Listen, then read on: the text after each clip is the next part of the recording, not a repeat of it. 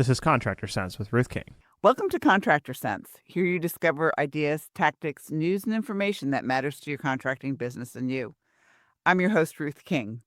This episode is sponsored by Financially Fit Business. Get the business tool that turns your financial statements into impactful graphs that help you see your business trends to make sure that you're not headed for a cash flow, profitability, or productivity issue.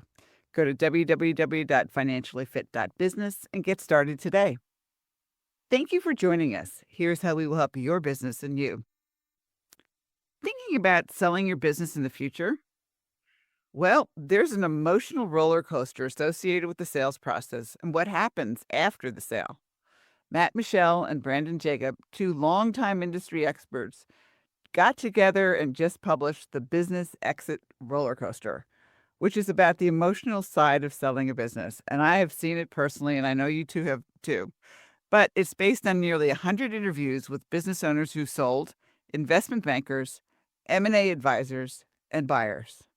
Brandon is here to explore the book with us. Brandon, welcome to Contractor Sense. Thank you, Ruth. Thank you for having me on your podcast. My pleasure. I guess, Matt didn't want to do it. He said, you can do it. Talked to Matt today, and he's on his way to a Texas A&M advisory board meeting, so he couldn't make it. Yeah, I know he told me that, but I'm just going to give him a little nudge on the air. A little poke. A little poke. All right. So how did you two come about to write this book? I mean, you've been in the industry for a really long time. Matt's done very well after he sold his business. He's doing lots of fun stuff. Yeah. The idea came about almost 10 years ago, Ruth. I helped a client, and this was before the whole private equity thing. And this was when it was actually very tough to sell a mechanical contracting business. Had a client who just never really wanted to believe in the process or the fact that he really could sell the business. And I always felt that if I could put together something that a business owner like that could read, it would have significantly helped him. I had this idea, started making outlines and started making notes when I would help clients. And it wasn't until Matt called me and said, hey, I just stepped away from Service Nation and kind of looking for things to do other than coming down and going deer hunting. And I said, well, why don't we write this book? And he did some research. And there's a lot of books out there about valuation and EBITDA and what to do to prepare your business for sale. But there's nothing out there to help the business owner prepare their mind. And this is what Business Exit Rollercoaster is. Yeah, absolutely. Because, a lot of my clients over the years have sold their businesses. And I always warn them, have something to do outside the business, because when you're not coming to the office every single day, you got to still have something that you can do that you like doing. And it's not golf. Yeah. And it's tough because for so many entrepreneurs, business owners, it's 30 years of their life and there really isn't anything. How many contractors have we seen that really outside of their business, there really isn't anything. And that's the scary part. Yes, very prominent. Now, don't get me wrong. We interviewed some people for the book, and I enjoyed the life after phase of the book, or writing the phase of the book. Some people are pretty good about it. I mean, I sold my business, and now I get to hang out with my grandkids. Yeah. Or I get to go travel the world, or I get to go teach in trade schools, or I get to go teach here, or I get to go impact the lives of, young teenagers who want to start their businesses. There's lots of things, but they got to think through it. No doubt. No doubt. And then there were others that just like that really, now the pressure of the business, running the business is over. The bank account is secured. And all of a sudden there's a self-realization of, I don't really like to do anything. That's the really hard part, because if you look at businesses that go through transition. And I'm not talking about selling it to an outsider, but when the kids are ready to take over the business and dad wants the kids to take over the business, but dad doesn't want to let go, that's even worse. Sure. We have seen that. Yeah, Absolutely. yeah, we Absolutely. have absolutely seen that. So, we talk about this book being appropriate not only for our industry, but for anybody who's going to be selling a business. And I think you wrote it with that mindset, correct? No doubt. When we set out to do it, um, the emotions and really the process, no matter what industry you're in, is the same as if it was a service contracting business. And, of course, we do, because I help service contracting businesses, and Matt certainly knows service contracting businesses. There's a healthy amount of interviews that we did with service contracting business owners, but we absolutely reached out to many, many different industries. And this certainly is a broader than our industry book. Yeah. And it really, I mean, when you read it, it really is. I mean, it applies to a restaurant or it applies to, whatever. It really and truly is. If you have been totally involved with your business for 20, 30, 40, maybe even 50 years, and what are you going to do when you sell it or when your kids take it over? And I put selling into the category of not only to an outsider, but for family members to take it over too, or employees to take it over. So I look at it both ways. And that's no doubt, right? We certainly address some of that in the book. We did not go into depths on selling to family members because, that process and that emotion is slightly different because Yeah. typically you don't go through the extreme due diligence, right? Hmm. But other than that, the emotions, they actually could be greater on some extent due to the fact that it is family. Yeah, because you not only have the you not only have the business dynamic, you've got the family dynamic and potentially mom and dad sometimes who just don't want to give up and they should. But What's funny? I always notice, and maybe going off the whole track of the book, but I've always noticed helping family members sell to other family members. The other dynamic that exists is there's other family members who are not part of the transaction, and is the transaction fair to those other family members? That's another bizarre situation in family sales. yeah, it's interesting because and I this family shall remain nameless, but it was probably the best transitions that I've ever seen. Grandpa started the business. Dad took it over, grandpa left.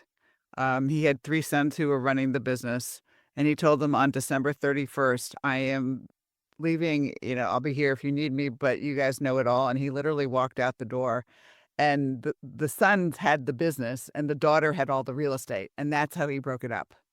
I thought Yeah. it was a very interesting way of making sure it was quote unquote fair to all the family members. So anyway, all right. So if somebody wants to buy the Business Exit Roller Coaster, how do they do it? They go to Amazon, and it is listed on Amazon under the Business Exit Roller Coaster. I would hopefully assume that I could give you the link so you could share it with the people who listen. We'll put it in the notes. Okay, great. I'm there. All right, we will be right back. Thanks for listening to Contractor Sense. Imagine you had total freedom. You didn't have to worry about money. You didn't have to be a slave to your business.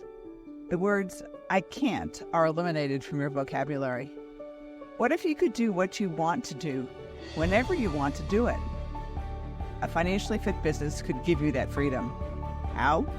By knowing what your financial statements are telling you and taking action based on what they say. You can do this in less than 10 minutes a month, at an investment of less than taking your family out to dinner once a month. And if your financial statements are a mess, you can get help. Go to www.financiallyfit.business or click on the QR code below to get started today. Thanks for listening to Contractor Sense. I am speaking with Brandon Jacob, who, with his fellow co-writer Matt and Michelle, wrote the Business Exit Rollercoaster, which is available on Amazon, correct? Correct. And we'll put the link to the book in the show notes for those of you who would like to invest in the book. So let's get back to the book. We talk about the fact that it is the selling process and due diligence being a whole part of this process. Explain to our listeners due diligence because not all of them may understand what that involves. Okay, due diligence, and before I go into the explanation, there's no one due diligence, right? Correct. Yeah. It could be I'm selling my business, and due diligence is a 2-day process of the buyer flipping through financial statements, or it could be I'm selling to a sophisticated private equity buyer, and it's a 2-month. They are going to look under every rock and find out everything about your business. And that's typically the case. It is, imagine an IRS audit times 2, No, um, times 10. times 10. There you go. And what it does is essentially say it's after the preliminary letter of intent. So there is a deal struck, right? We're going to pay X amount of dollars for your business. There could be adjustments after due diligence because what you said, Mr. Business Owner, might or might not be exactly what you are selling to us. So think IRS audit, financial audit, and a full-on business exam. Yeah. I had one situation where they hired a forensic accountant, not because there was anything wrong with the business, but that's how they did it. And it was a large corporation, publicly owned, buying a contractor, and we'll leave it there. And that's what they did. They just sent in their forensic accountant and came in and, did his thing. And the audit was like incredibly, detailed and everything along those lines, but the books were really clean. So there was nothing hidden either. So, And it's interesting because on every interview we did for the book, the topic of due diligence came up. mhm. And I would say by and large, they all said the same thing. It was extensive. But they all got through it. And that's part of the reason for this book. You're going to get through this. Mhm. It will not be fun, more than likely. If you're super ready for it, it's still going to be a stretch and tax you. And I'm sure we don't have all the time on this podcast to go into it, but there are some things that a business owner could make that process easier. Clean books. Yeah, and then it's in the book, and read the book. No, they have to have clean books too. Clean The books, and Ruth, it's amazing how the subject of confidentiality comes up, and who is aware of the transaction, Yeah. and business owners who attempt to do it quietly without even bringing in their controller or bookkeeper. That's the nightmare. Yep. That's challenging. That's Mhm. very challenging. So let's dive into that rabbit hole. Okay. Yeah. Should business owners, who should they talk to about the fact that they're going to be selling or looking to sell their businesses? In regards to employees or to Yes. advisors, Yes, or the whole, should we tell all of our employees that we're about to sell? Should we tell now, our bookkeeper? Should we tell our CFO? Should we tell, mom, dad, whomever? I again, nothing is in the book. Nothing is this is the way you have to do it, right? Mhm. However, the transactions that I've advised on, typically it's beyond the business owner, and it is key management and certainly a controller, right? That's a hand wringer. Like, who do I tell? It has to be some people, specifically if that key person, key manager, is being touted as part of the leadership going forward post transaction. Sooner or later, the buyer is going to want to talk to that person. Mhm. Um, Absolutely. so there is a small now granted, some businesses are smaller and there's not that, right? So it's the business owner and his wife and maybe a manager. That's a play by play decision, but certainly the business owner needs to be able to rely on somebody to assist them through due diligence. Yeah, absolutely. So, what was your favorite part of the book? I'm just curious. It's funny, all these years helping people sell, right? My job as an advisor is let's get this transaction done. and let's maximize the value for the business. And so, like, I was very familiar with a lot of the emotions, but I have never in the past went to the full understanding or submersion, if you will, of life after the transaction. Mhm. And I, from back in the ARS days and all the way through what I'm doing now, yeah, I've heard emotions and, I don't like it. They're changing things. I can't believe this. I can't believe that. I'm Yeah. not happy. I'm very happy. I mean, there are people who are very happy, but, um, just sitting back, the interviews were done on Zoom.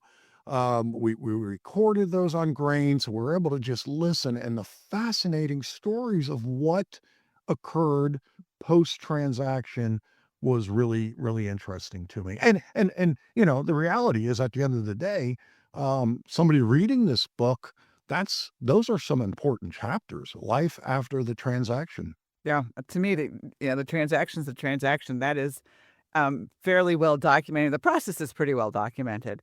But after the transaction, which, I'm really glad you two wrote this book because you're right. Nobody talks about this, but it's in, to have a happy life after you sell a business, you have to talk about these things and think about these things and, think about where you're going with it. And that was my favorite part of it. Okay. Was that piece of it. Cause the rest of it is, I'm not saying boring, but it's a well-known process here or there. Yeah, you got to watch out for this and that type of thing. And there's some emotion in there, and it's a pain in the butt. But it's afterwards. What in the world do you do with your life? Sure. And we had some interesting conversations about, someone who we interviewed that sold I think it was a second or third generation business.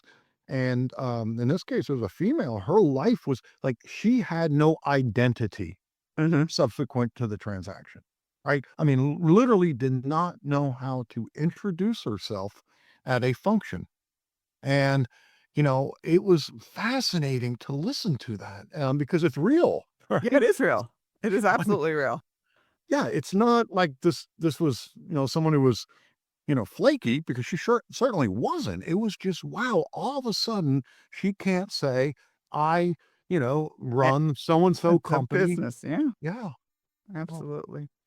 So, Brandon, final thoughts about the book. I'm sorry. Final thoughts. What would you like everybody to take away from the book? There's several things that uh first of all, I want someone to read this book and regardless if their business is small, medium, or large, put it down and say, wow, these guys interviewed over 100 people. And that means that these businesses are sellable, right? I mean, like, I actually could do this. Um, Number two, I want to empower anybody who reads the book or a business owner to feel as almost they are now an experienced seller, right? Because, at the end of selling one's business, that person now, the journey is complete and it's not an unknown anymore. Wow, I now know how to sell a business. For a lot of people, they might only sell one. So Mhm. if they went into this with reading this book and coming out of it going, I kind of get some of this, their transaction is going to go better. And honestly, it could actually be fun. I mean, it could be a fun process if you had your act together. And then finally, everybody, no matter who the business owner is, right? I'm going to sell my business. There is a fear or two that everybody has. And these fears, Ruth, vary, right? And like my fear might be different than his fear, and his fear might be different than somebody else's. And we made an attempt to address all these fears. And as a business owner, I'm reading this book and say, yeah, I don't know. I'm going to let my employees down. These people are so loyal to me. How do I tell them? What do I do? How do I address the employee thing? Well, the reality of the situation is you're not the first person who went through this And and you you're won't be going the to last. and you are going to get through it. And maybe with some of our answers in our interviews, it might help somebody formulate a plan to do that. Very good. The book, The Business Exit Rollercoaster, it is on Amazon. Brandon, thank you so Yes. much for being with us today. Thank you, Ruth. I appreciate you having me on. Thank you so much. My pleasure. And thank you for joining us. Choose one thing that you discovered and implement it in your business. These ideas, tactics, and strategies help you make more money, have more free time, and give back. If you like today's program, spread the word. Please review this podcast on any device you're listening to it on. Help a fellow contractor make more money too. For comments or questions, call me at 770-729-0258 or email Ruth King at hvacchannel.tv. Thanks for listening. Have a great and profitable day.